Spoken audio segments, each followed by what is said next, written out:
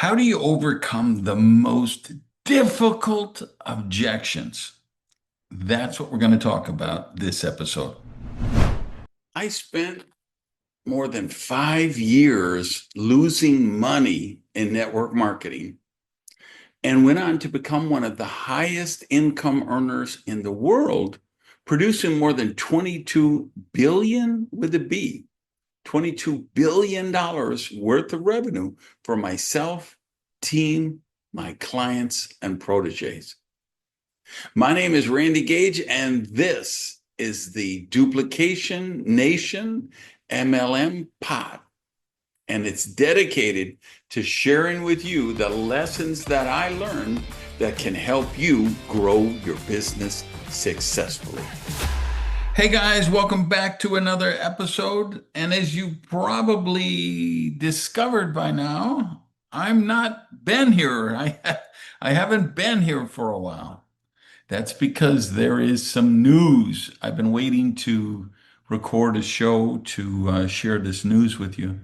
But I've just been crazy, crazy busy in a wonderful way. And so I'm recording this on the road, so I don't have any video for you guys who like to see this on the YouTube channel. We'll put it up there, but it'll be just audio only. But I wanted to get out this episode because I wanted to share it with you. The news, as I said, this is the busiest year I've ever had in my career. Um, the most lucrative, the most challenging, the most fun, but just the busiest as well. And I have to reprioritize and look at what's the stuff I like to do, want to do, and where I can best serve the community of people that is my tribe, and that is, of course, social entrepreneurs. And so I have a lot of social entrepreneurs like you guys who are in direct selling, network marketing, and then a lot of people who are just social entrepreneurs but do other things. So I'm going to kind of re reprogram the way I deliver content.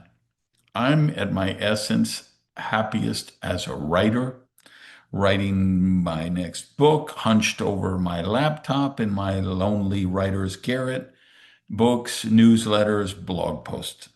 So I'm going to stop doing this podcast, the Duplication Nation MLM Pod. I'm going to stop doing that on a weekly basis. I will do one occasionally when I've got a really intriguing guest that I think you should meet or something important that I think you should know about. But I'm going to devote my energies to two other platforms. The first is a monthly newsletter for leaders in network marketing. It's called MLM Confidential. That's a subscription only newsletter, and where I really can work on the deep dive into the leadership stuff.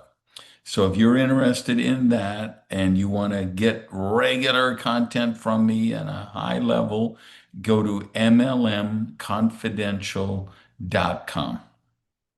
And then the other thing that's doing the big change is I have a new cohort of my Breakthrough You program beginning January 1st, 2026. This is a program I've been doing intermittently since 2005. And I just I love working with the high level achievers in that group, the people who were in what used to call my mastermind council, which I now call my alchemist and anarchist levels. So I'm re-engaging that starting January 1st. And I have three levels depending on where you're at in your career, what's your financial situation, what's your commitment to your success. So if you'd like that, just go to randygage.com and click on the link there for Breakthrough You. as in capital U, Breakthrough U, or you can just go to breakthrough.com. All right. So I want to dig into these objections and how you can best deal with them. But first, we need to look at some overall principles about recruiting, principles about building the business in a way that can be duplicated. So let me start with what, to some of you who maybe haven't followed my work for a long time, might find shocking. I want to propose that you stop trying to sell. And by this, I mean, stop trying to get people to buy your products or services. Stop trying to find people who will sell your products and services for you. If you're in a wellness company, stop trying to convert unhealthy people to healthy ones. If you offer premium products or services, stop trying to sell them to bargain hunters with poverty consciousness, right? If you're in a company with premium nutrition, don't try to sell the people who go and buy an $8 bottle of multivitamins at the supermarket or the health food store. They don't value premium nutrition. They don't value their health, right? That's just not your market. So stop trying to sell to them. And in fact, just stop trying to sell anything to anyone. Now, selling, while it can be effective, doesn't scale well. It doesn't duplicate well. It doesn't replicate well. Remember the formula for duplication. Inspire a large group of people to practice a few simple actions over a sustainable period of time, or for a sustained period, right? So we inspire a large group of people to practice a few simple actions for a sustained time. And you know what? For most people, selling is not something they're good at, and it's not something they want to do. So if you make selling a big part of your equation, you're going to stymie your duplication. Remember, we want you to do business in a way that your people will be able to get the same results. So the next thing I want to explore before we get into the specific objections, because there's like I invited guys on my Facebook page and a couple other places to just submit, hey, what's the hardest, most difficult objections you have to overcome? And so I broke them all down, and I want to share my thoughts on each of them with you, how to best deal with whichever one of those comes up for you. But again, we have to look at the big picture, the overview, like your philosophy for doing the business, and knowing that, hey, it isn't about selling. I'm looking for people who are looking. I'm looking for qualified candidates who want what I have. And for me, the most powerful scenario was how I came into the business, right? I joined when I was 20 years old, had never heard of network marketing, anything. My business partner, we were trying to run a restaurant together. We were really struggling. He had someone coming over to his house to make a presentation. It was an Amway distributor. He thought it might be an Amway distributor, and he wanted me there to protect him. I didn't have any idea what Amway was. He told me it was just this thing where they drew a lot of circles, and it was about making money. So I told him, Jimmy, I don't know anything about Amway. I don't know anything about circles, but if it's about making money, we need to be there because we ain't making any money. So the guy shows up and he draws a circle and puts 5 under it, 25 under it. I mean, you know where this goes, right? Well, here's the thing. When he finished with those 78,000 plus circles, I had an epiphany. I had an epiphany that I was a fool for spending my whole life trading hours for money, and that there were brilliant people who were rich and they became rich because they understood leverage and they understood that they needed to escape the trading hours for money trap. So if that guy didn't allow me to sign up that day, I would have chased him out to his car and tackled him and made him take my money because I had an epiphany. So think about that. So take a couple deep breaths, reset your expectations, open your mind, and process this reality. Stop trying to sell people.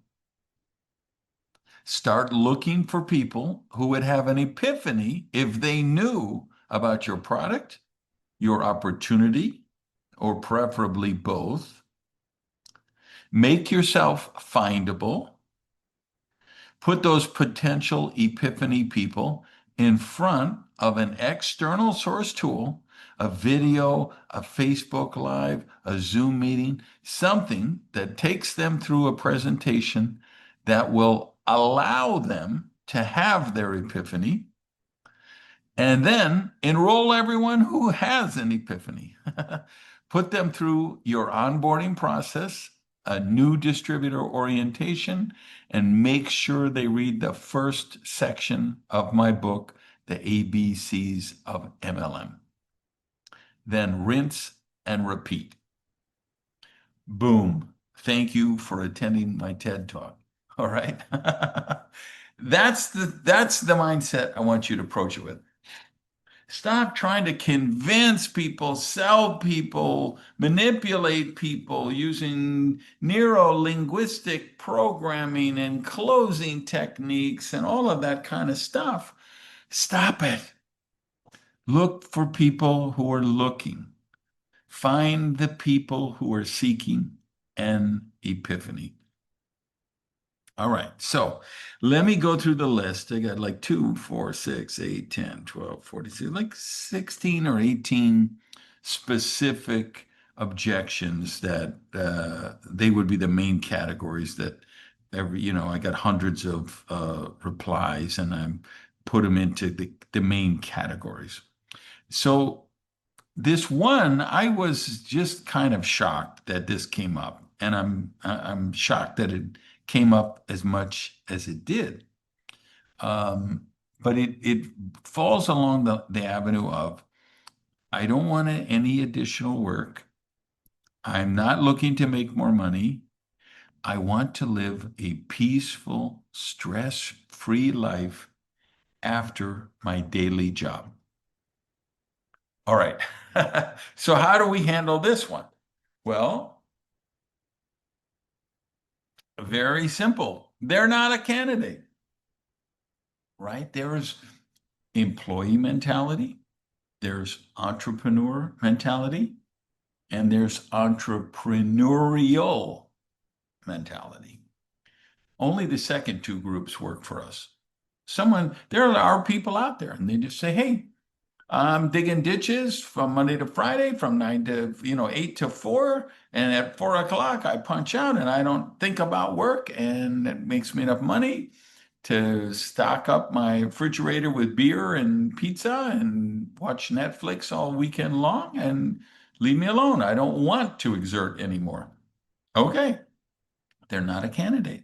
See, would they be a candidate for your product or service? Now, next category, and this is one of the most mentioned one, is they're too busy. They don't have enough free time. They have no time. They're just crazy occupied calendar-wise. Here's what I want you to know when people put those things out there initially, I should say. I believe Your best candidates are the people who are the most busy, most ambitious, most successful people.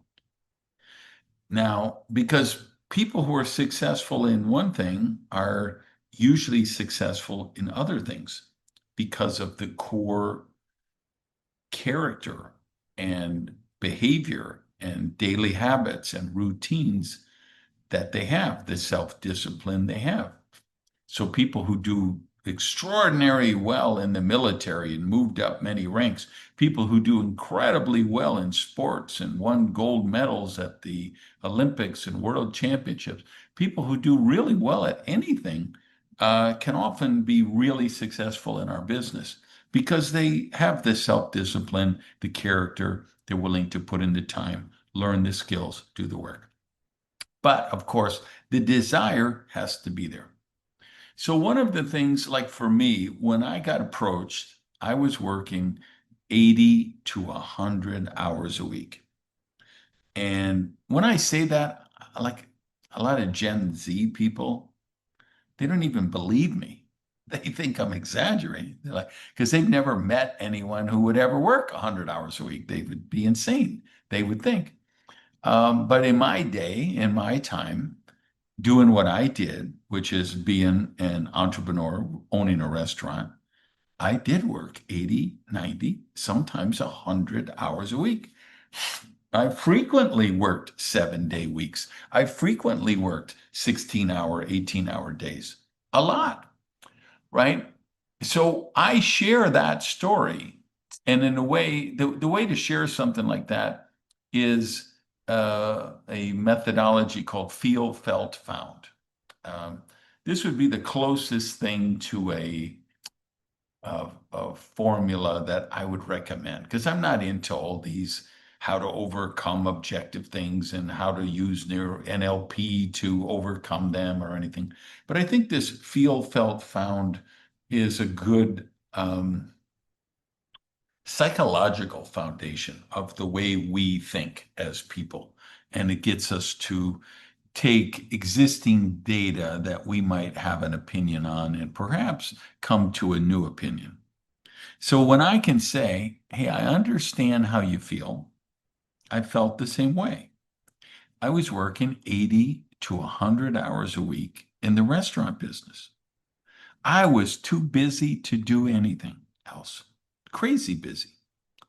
But I knew if I didn't find at least 10 hours a week to do my network marketing business, I would be too busy working 80 to 100 hours a week for the rest of my life. So I made some hard choices. And thank God I did, because now I have this amazing lifestyle. And yeah, I really do have, right? I have a dream lifestyle, the kind we always talk about, the drink out of a coconut money and the residual income stories and the travel the beaches of the world stories. That's all true for me. I've been able to do that through network marketing, but I never would have done it if I didn't make some difficult choices and work harder initially. Next one, I got quite a bit. This one would be in the category of some a sentence you hear frequently from people in this scenario is, "I'm not like you. I'm not talkative, communicative, outgoing, gregarious, super friendly. I don't meet people easily. This would work really good for you, but it doesn't really work for me." Um, that again, I can go right to this is right in my wheelhouse because what people don't understand is I'm in a very um, introverted person, which they like, no, I seen you on stage in front of 10,000 people, but they don't understand. A lot of people, I'm in the Speaker Hall of Fame, and I can tell you when I'm having dinner with some of them, like I was having dinner a couple of weeks ago with like 6 other professional speakers who are in the Hall of Fame, and probably 4 of the 6 of us are introverts. And Put 10,000, 15,000 people in an arena, hand us a microphone and point us to the stage. We're ready to rock, baby. But put us in an elevator with four people we don't know, and we have to do chit chat, small talk, introduce ourselves. Never going to happen, right? So I can say, hey, I understand how you feel, why you feel that way. I felt the same way. Here's what I learned, that you don't have to be an extrovert to do the business. In fact, one of the $1 million tips I discovered along the way is that you can sponsor your weakness. If you don't have a car, sponsor people with a car and they can take you to the meetings. If you're if you're introverted and you're afraid to talk, sponsor extroverted people. You don't have enough money, sponsor someone who has money and bring in people who do, right? You can negate your weakness by sponsoring your weakness. Here's the other thing that really needs to be explained when people have this fear, because that's what this is. They have a fear like, I'm not going to be very good at this because I don't know how to, I don't want to, do I have to go knock on doors? Do I have to talk to strangers? Do I have to do high pressure, salesy, hypey stuff? So you've got to be able to show that this isn't a salesy, hypey business, that the people who do best in our business are good teachers, good trainers, because it's not really a sales business, it's a teaching and training business. In fact, to this day, I still maintain the best people to sponsor into the business are engineers, because they understand systems and they love process. So when you put them in and give them training like I do with a step-by-step duplicable system, they excel at it. And then anyone with good teaching skills, professional speakers trainers, kung fu instructors, karate teachers, Pilates teachers, ballet teachers, college professors, HR people who do training at their company. Anybody who teaches or trains for a living, oh my God, they're naturals for the business. So that kind of dispels the fear so that it's not like I need to overcome their objection and convince them they're wrong. I just need to show them, hey, you kind of looks like you have this fear, but that fear it's unwarranted. That fear won't be an issue. Next one. This was one of the top 3 ones. I don't have money. And what I'm going to describe to you next, you have to understand is going to work better in a group context than it is a one-on-one. Because in a group context, I can say something like this. Hey, I've got my Dodge Viper. I love it, but I just have too many cars. And I'm older now, and it's only clears 4 inches from the road. I'm too old to be climbing in and out of such a low car and driving around 100 miles an hour. I mean, I don't do that anymore. So I'm just going to sell this car for $5,000. And the first person who gives me $5,000, the car is theirs. Well, if I say that to a room with 200 people in it at the Marriott, or a Facebook Live with 457 people on it, those 457 people would say, well, of course I would buy the Viper. I could find $5,000 and then I could instantly turn it and quadruple my money or even more, because a car like that is worth a fortune, right? They would find the money because they would be highly motivated to do so. Just like if we call them up and say, because here's the thing, the average American doesn't have $500 in his savings account, because the average American doesn't even have a savings account. They don't, let alone have $500 in it. The average American owes more than they have. Their negative net worth. right? So they not only don't have any money in savings, they owe 15,000, 30,000, 80,000 worth of credit card debt, and then a mortgage debt, and then a car payment, and God knows what else. That's the reality. That's in America, one of the wealthiest, if not the wealthiest nations on earth. It's even worse in Latam. It's worse in Asia. It's worse in other parts of Europe. It's terribly worse in Africa and, third world countries. That's a serious issue. So, but if we tell the story of, hey, okay, so bad as it was, if your daughter your 8-year-old daughter broke her leg and you got a call from a medical center and they say, hey, we don't take any insurance or anything. Your daughter's here. She's in a lot of pain. We need $1,500 to fix her broken leg. You would find the money. So what I'm doing now, if I'm doing this one-on-one, very difficult to do. If I'm doing this to the 457 people in the Facebook group or the 200 people in the hotel meeting room, it's a different dynamic because they will say, well, yeah, it's true. Most people, they would find a way to do that.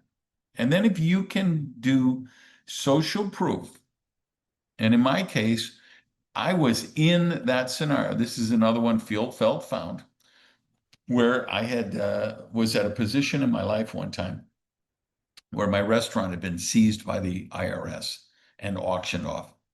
I sold my furniture. I was sleeping on the floor. I owed $55,000. At that point in my life, owing 55,000 would be like owing 55 million today. Um, I knew, wow, if I go back and work in a restaurant, it's going to take me 50 years to get out of debt. I need to get back in network marketing. I need to make some bigger money. So to join the company I wanted to join was about $600 of a package, $50 more for the distributor kit or whatever. So I needed like 700, $800 to get started. My sponsor lent me that money because I sold that to him. Like, listen, this is where I'm at. I can build, I can work, I'm willing to do the work, but I'm dead. I wish I would need to get $55,000 just to qualify as broke. And you know what? He said, all right, I will lend you the money. Now, here's the disclaimer. 99.9999% of the time, you should never do that because people aren't going to do it. They don't have skin in the game. They don't invest. But I made that offer. My sponsor was smart enough to realize that. And I can promise you, he made at least $200,000 in commissions from me in the time that we worked together in that company. So that was a really smart $600 investment. Another time I joined, where I had to put the money on a credit card. But I went out. It was a kind of deal, and most every one of you in the sound of my voice could do this. You have a program where if somebody came in and they sponsored 4 people at the same level or 5 people at the same level, they would get their money back. And so that's what I did. I put it on a credit card. I sponsored the people, and I had the fast start commissions back before the credit card bill was due. So what we're really saying to people here is if you're so broke that you don't have the money for this startup kit package, what is ever going to change if you don't make some leap of faith now? What will ever change that 3 years from now, 5 years from now, 10 years from now? Why would it be any different if you're just struggling paycheck to paycheck? We've got to break the cycle. We've got to take the leap of faith. We've got to find a creative way to do this. All right. Pretty popular one is my spouse doesn't like network marketing. Here's what I know. Some of them are easily persuaded. Some of them are very hard to persuade. But if you can just get your person to come in on their own and tell them, I will work with you. We will prove to your husband that you made the right decision with this. We will prove to your wife that you made the right decision with it. And here's what I know. If your company has a car program, once you qualify for the car program, your spouse will be all in 150%. If you have a award trip, like a retreat, and you win a trip to Dubai or Hawaii or the Canary Islands, I promise you, your spouse will come on board 150%. So you just got to sell them on, and what you got to do is show. Here's the big thing. Here's $1 million tip for you if you understand this. And I really mean that. It's worth $1 million to you over the course of your career if you understand this. When someone looks at what we do and they've tried it before, they've seen it before, they know of people who tried it and it didn't work. They're just automatically cynical that no, it never works. I talked to my friend, he did it, it didn't work. My uncle, he joined Herbalife 20 years ago. He spent $1,500. He never made any money. MLM doesn't work. What you have to be able to show them is that there's a difference. There's something different between what they know in the past and the opportunity that they have in front of them now. And the best way to demonstrate this difference, at least if you follow my work, read my books, and follow my system, is that there's a framework. So what you can tell someone, whether it's the spouse of somebody or it's that person themselves who say, I tried it, it didn't work. You can say, I get why you feel that way. Here's what you need to know. The reason most people don't succeed, the ones who don't, is because they don't have a framework. I follow the system of this guy named Randy Gage. Randy has arguably trained more millionaires and multimillionaires in network marketing than any person alive. He's produced more than 23 billion with a B, more than 22, more than $22 billion worth of revenue for himself, his team, and his clients, his proteges, right? And the difference is Randy built a framework. There's a candidate pathway with tools to use along the way. There's a step-by-step process to follow. And I'm telling you, that's $1 million tip once you get it, because then people will say, oh, okay, yeah, all right, my uncle didn't have that, or I didn't have that. Yeah, I tried it here, I tried it there, I tried it everywhere, but I never tried it with you, with your system, with your framework. All right, next one I got. I had never even heard this one, but I felt like there was this kind of perception way back in the day, 40 some years ago when I first started. And what this came up for, just a couple people submitted this one, that it's only for poor people, that this is like for the worst of the worst, the people who couldn't get any other job. All right, what do you want to know about this situation, this scenario? Well, first of all, I think there was truth in that perception back in the 70s and 80s because it was a different culture. And if you had a side gig, that kind of, there was a percentage of the society that looked down on you. The network marketing was still doing well. It still had millions of people succeeding because they were like me. They were blue collar people, right? I'm a high school dropout. I was, started my job as a minimum wage dishwasher, worked my way up in the restaurant business. So there was the people in the business were in English, or in the US, we have this expression of blue collar work. So manual labor is like blue collar work, and then mental labor, executive positions, those are white collar work. And so there was a time when network marketing just attracted mostly blue collar workers like me. But that really changed in the 90s, right? New Skin was a big catalyst for this. Mark Yarnell, the Call brothers, people who brought in investment bankers and vice presidents of marketing and serial entrepreneurs and people with real credentials and degrees and professions who just kind of wanted a plan B, and they were kind of burned out on the corporate world or the politics of the corporate world.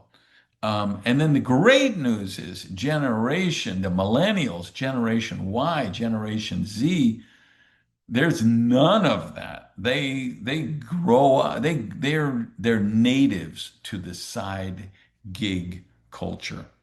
So, not even an issue anymore.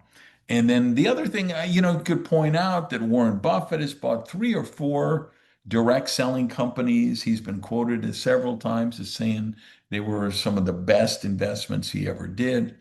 And now there's a bunch of our companies on the stock exchanges with high caliber people.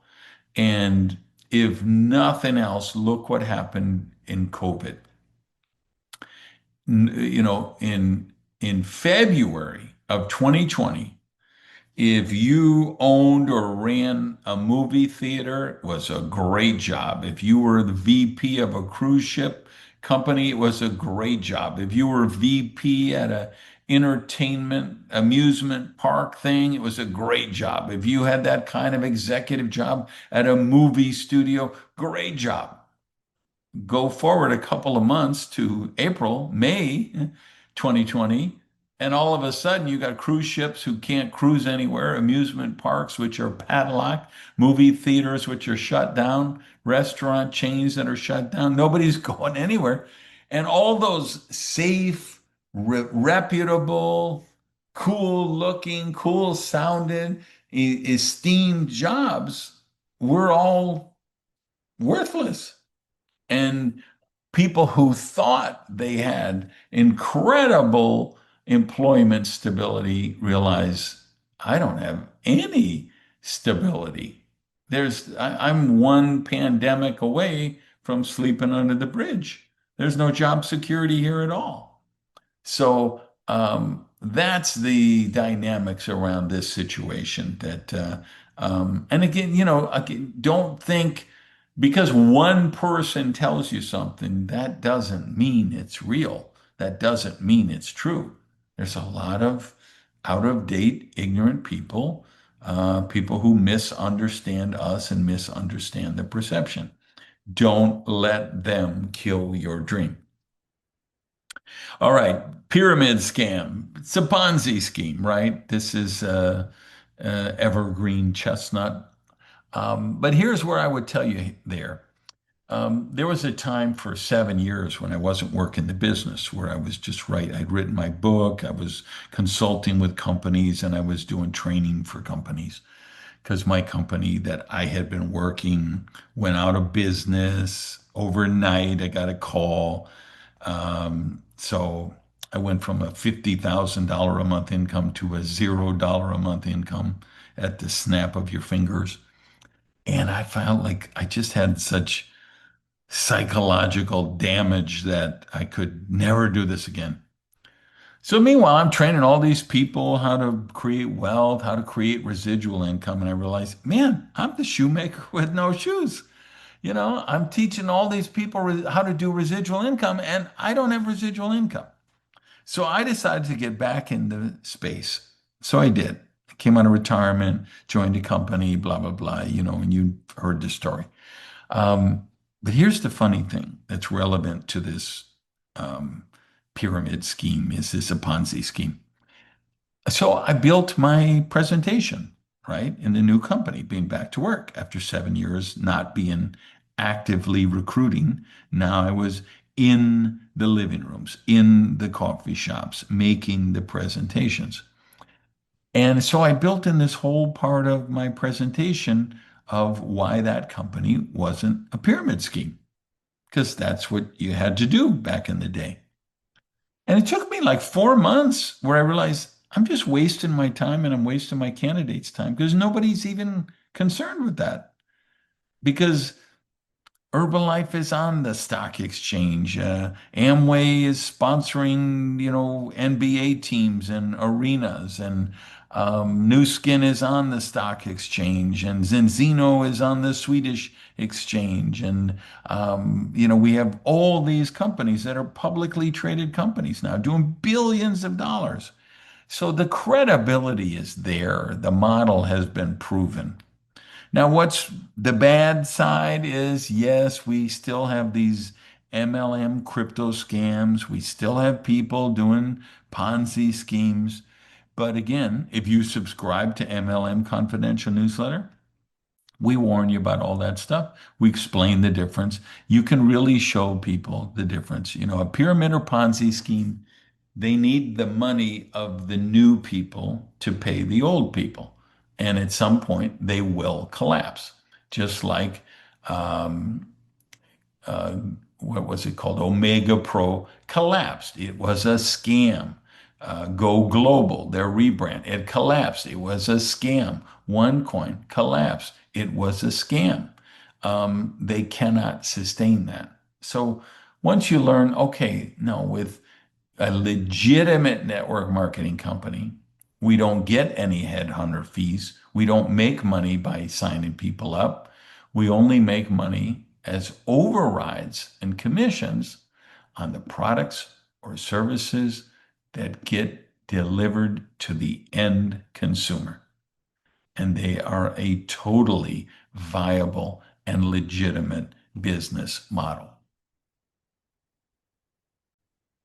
Okay, what's next on the hit parade? Um, these two, first one, not interested in network marketing. That came up a bit. And then, but I'm going to lack it. I'm going to lunk it together with this one. Lack of interest in passive income. Now, only one person submitted that. And I gotta say, I was shocked to read it because I don't know who is against passive income. All right. Seems pretty crazy to me. But both of those are the same category.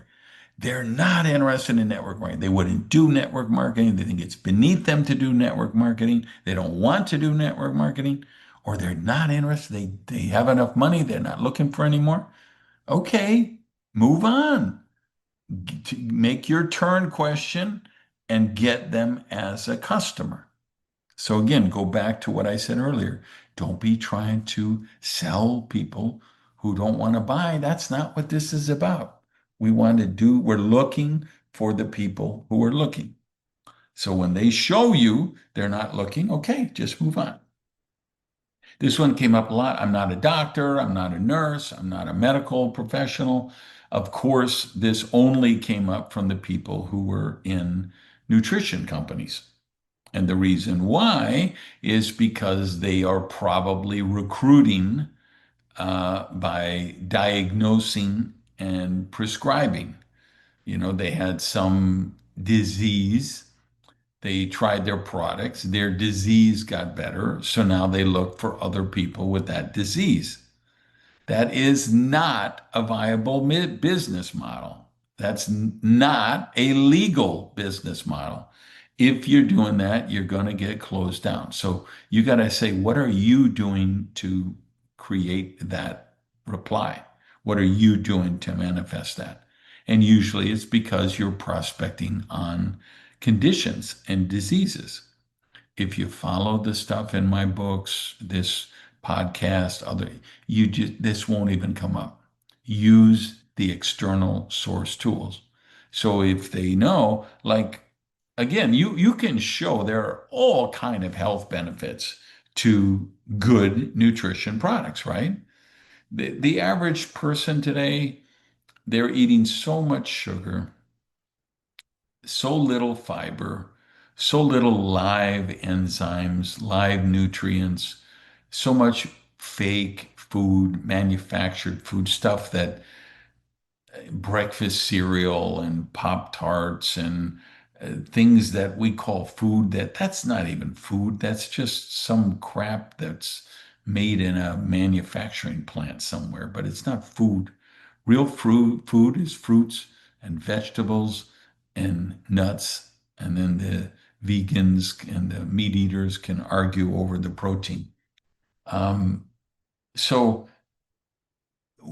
any person, if you just get them on a good vitamin mineral, you get them on some supplement that lowers the inflammation in their body, you get them on a supplement that has more fiber, so it helps clean out their digestive tract. You get them on a greens program and it purifies their blood. They'll have amazing results. And if they have a particular condition or disease, they'll probably have even better results because if you detox your gut, you cleanse your blood, you feed good nutrients, it's going to help with pretty much any condition or disease in the world. But we can't prospect on that, right? So we've got to use tools that your company produces, that the legal compliance department has approved, that don't make any income, income or medical claims that will get you into trouble. So use external source tools and it will make that objection go away. So the final one, another big one that's in the top three, products are overpriced. Their products are too expensive. And then this one, there's another that's kind of related to it, but kind of separate, where they say, well, the initial package is too expensive. I have people who want to join, but they can't afford the kit, which has the inventory of the products and the training materials and the stuff like that. Now, listen, if that kit's 5 grand or 10 grand, then I'm telling you that's probably not a good kit. I don't recommend that. I think for me, the clients, when I'm working with companies, I try to tell them keep your top kit at about $1,000 because anything above that is going to be catnip for the regulators. So let's say you've got $1,000 kit, a $700 kit, a $500 kit, and people are saying, "Hey, I don't have money for the initial stock." That would go back to what we talked about earlier. Like if I was selling my car for 5 grand right now, if their daughter had a broken leg, it'd be like, okay, how can we be creative so you can get this and then get your money back right away? And that's what that is. Now, let's go back to the original one, the bigger, more general objection, which is the products are too expensive. Here's what I want you to know. If you are in a company with a premium priced, premium quality product, thank your lucky stars. That is exactly the kind of company you want to be in. And I'm going to go further and say exactly the kind of company you don't want to be in is a company that sells products based on the lowest price. If that's their selling proposition, we're cheaper. That's the worst spot to ever be in the market because anybody can take your customer away just by selling it for 1 penny less. So you have no customer loyalty at all. We're not looking for those people. You're not looking for those people. You're looking for people who are looking for premium products. Remember when the iPhone came out? The iPhone is the single most successful consumer product in the history of humankind. Okay. The single most successful consumer product ever launched. You remember when it came out? It was only for rich people. It's like $1,700, $1,800. That didn't stop people from lining up around the block from those Apple stores. Why? Because they had the money and they were willing to trade it for that phone. Remember when Teslas first came out? People loved the idea of EV cars and protecting the environment and blah, blah, blah. But the first Teslas were really expensive. There was not a economy scale version, a mass market version of the Tesla. But what happened with the iPhone? What happened with the Tesla?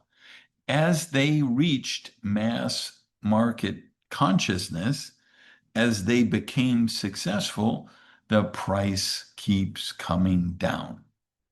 Now there are very affordable versions of the iPhone, and people who have them who don't have, who are not rich.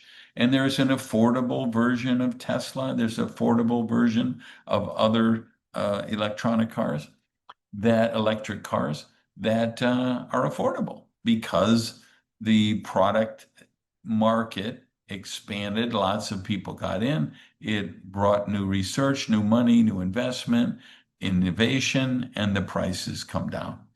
So you don't want to be in a budget company. You want to be in a premium product company. Let me share something for you. I just booked an appointment today to go to a medical center. I won't even say where. That's going to cost about $18,000 for a checkup where they just do everything. They do a head to toe body scan. They do the DEXA scan. They do 100 different blood tests. And it's just for checking all of your markers. I do this. I spend about $1,000 a month on supplements. And I can afford to, right? Because I make a lot of money. So I didn't used to afford that, right? I told you I had to borrow money to get back in the business. But I created enough wealth now that I can live my life how I want to live it. And health is very important to me. So I'm paying 18 grand for this complete, total body analysis, just at the recommendation of a couple of friends of mine who saw and they sent people to it and they discovered they had a stage 1 cancer on their liver or in their pancreas or something. And they discovered it 4 years before it would have become known in a regular checkup. 4 years before the point might have been it's too late to do that, right? I do my blood every 3 to 4 months. I do a blood test. I measure 40 different markers, my T cells, white blood count, liver, lipids, triglycerides, cholesterol, blood pressure, like 40 different ones. And I'm in the optimal range in every single one for the last 3 times I've done it. Why? Because I spend $1,000 a month on supplements, because I do cardio every day, because I do resistance training, right? I have a doctor that doesn't accept it like that 18K. There's no insurance that covers that. That's preventative medicine, which insurance companies are so too stupid to pay for. So I pay for it myself. So if you're a doctor, if you're a medical center, I'm exactly the kind of client you want, right? That's the kind of client you want. You want people who will look at your product, look at your business, and have an epiphany. And then the price tag will never be an issue, right? For people who value what you have, they are willing to pay the price, right? There are people that they go to the flea market and they haggle over whether to pay $3 for an oil painting or a $5 for that oil painting. And then there's other people that go to a gallery and pay $5 million for an oil painting. Okay, which here's what I want you to know. It is easier to sell a $3.5 million Bugatti than it is to sell a $30,000 Toyota. If you don't believe me, talk to somebody in the car business. It is easier to sell a $5 million house than it is to sell a $100,000 house. If you don't believe me, talk to someone in the real estate business. It's just like the car lot. If you talk to the car guys, the Toyota guy will tell you, yeah, and man, my buddy works over at the Bugatti, and people buy them on the phone. They call their clients and say, hey, we've got two coming in on, 3 weeks from now, one blue and one red. And they say, okay, I'll take the red one. I'll wire you the $3.5 million. That's how they're sold. Talk to the Toyota guy and you say, oh my God, I wine him and dine him. It takes him 4 days to make a decision. They finally scrape together the down payment. I put the paperwork through and they get rejected because their credit is so bad and they're upside down on their last car and they don't have money to get approved. It's easier to sell the premium product than it is to sell the budget product.